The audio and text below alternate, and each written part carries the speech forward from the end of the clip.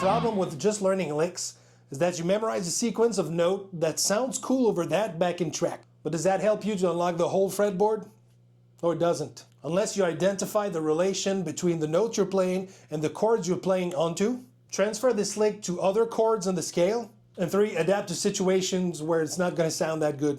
So by the end of this video, you're going to have 7 new licks instead of 1. So why does this lick sound so good, right? He's playing over E minor vamp. The first part of the lick is C, E, F sharp, right? He's playing over E minor. So it's 6, 1, and 2. Now, would that sound good over any other chord in this scale? No, it wouldn't. I'm going to tell you why later. So how do these notes relate to E minor? Well, I got 6, 1, and 2. If you're not familiar with these concepts, I have a free to download PDF called The Essential Guitar Theory Hacks, something like that. Basically, 1, 3, and 5 are my chord tones, right? If I'm playing E minor, I get E, B, E, G, E. Basically 1, 5, 1, 3, 1. Here we're playing 6 and 2. That's tension, right?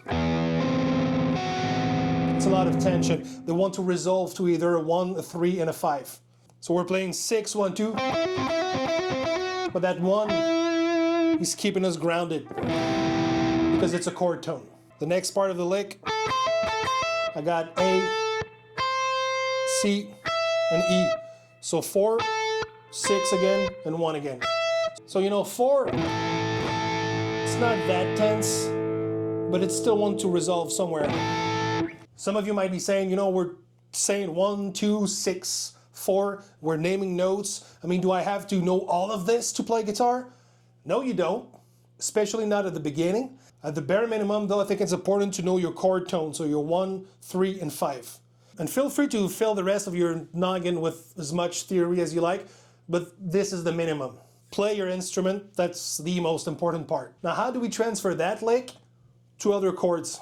So guitar players would like to think in scales, right? So I'm playing E minor. So technically, any lick in E minor should fit over any chords of that scale, right? I mean, it's the same scale. There's no wrong notes here. Well, let's try it out. Let's say I'm playing B minor, right? It's the 5th chord of E minor. Nothing spicy here. You've heard that a million times. Let's say I want to play the same lick over, it's going to be hard to play, over B root. Nobody wants to hear that. No one. That's as harsh as it's going to get.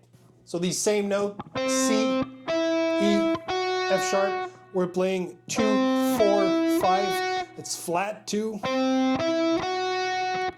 That flat 2 is the problem here, right? Because it's right next to the root. So harsh. Some of you might be saying, earlier you said this was 6, 1, 2. Now, why is it flat 2, 4, 5? Well, 6, 1, 2 is relative to E minor, but now we're playing B minor. So in relation of the B minor, I'm playing flat 2, 4, 5. We're going to adapt to every other chords in the scale. I'm going to leave 5 B minor and 2 F sharp diminish to later because these are weirds. G major, G Ionian, the regular G major. We're going to keep all of these licks in the same string, right? So earlier my lick was next to the A-shaped E minor. So I'm going to play the A-shaped G. I've talked about these chords in other videos, also in my free PDF. I mean, get it. Don't wait for Christmas. It's free. So my chord tones, 1, 5, 1, 3, 5. So if my 5 is here, my 6 is here. So I play 6, 1, 2. So that's E, G, A. And for the last part, we're playing 4, 6, 1. So that's C, E, G.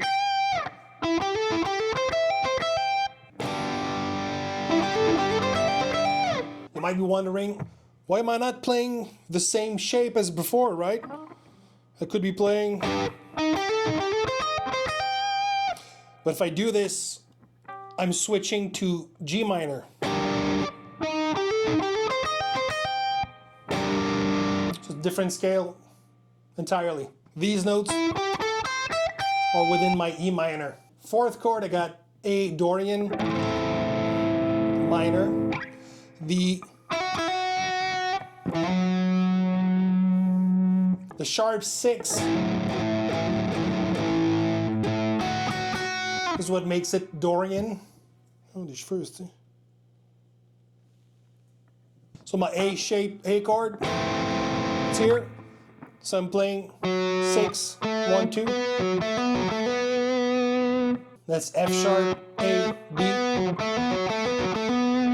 And the last part, 4, 6, 1. So that's D, F sharp, A. I'm skipping the 5th chord, going to the 6. That's C, Lydian, major. The sharp 4 is what makes it Lydian. So my A shape C on the 3rd fret.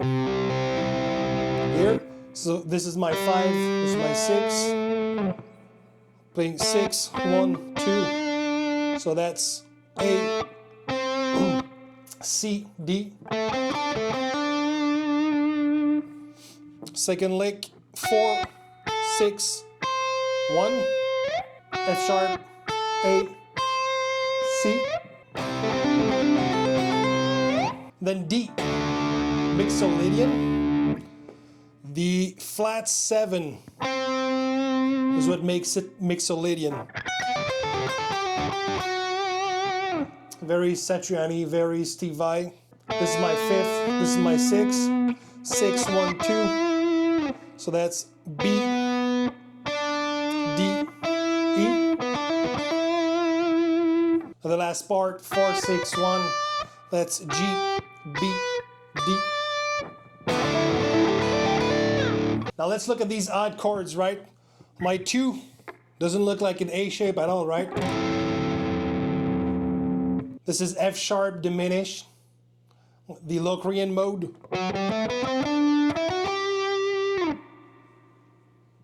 It's got a flat 2, 1, 2.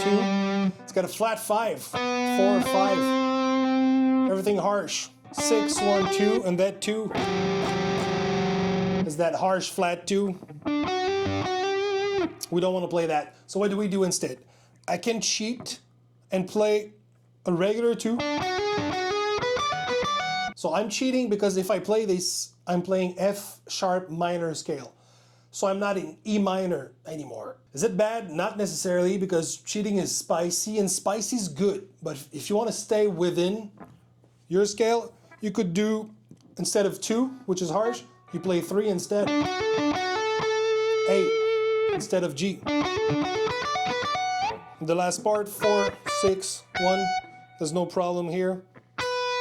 B, D, F sharp. Now my 5 chord, B minor, my Phrygian.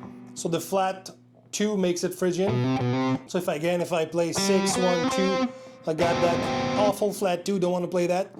Same workaround. Do I play regular 2, but I switch to B minor scale, which isn't bad. Or I play D, I play my 3rd. Right?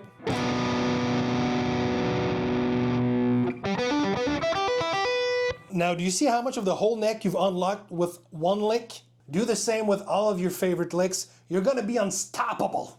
Focus on learning the bare minimum theory for now. Chords, chord shapes, chord tones. If you want to know more essential guitar theory, just grab my free PDF in the description below. I appreciate you guys watching the whole thing. See you later. Cheers.